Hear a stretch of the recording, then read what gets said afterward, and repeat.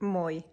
Hei, meidän joulukuun teema on päästä eroon kehon jumitiloista, ehkä jopa pienistä kiputiloista, joita saattaa se meidän faskia-verkosto siinä kehossa aiheuttaa.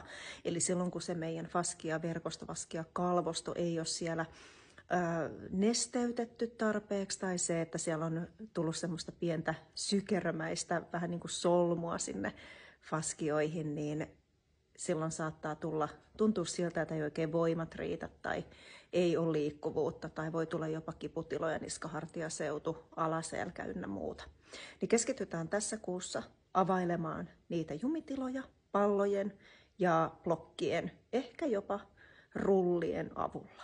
Mutta pysy hei kuulolla, laita ihmeessä tiliseurantaan, jos nämä sua kiinnostaa, niin pysyt kartalla ja saat ajankohtaiset vinkit.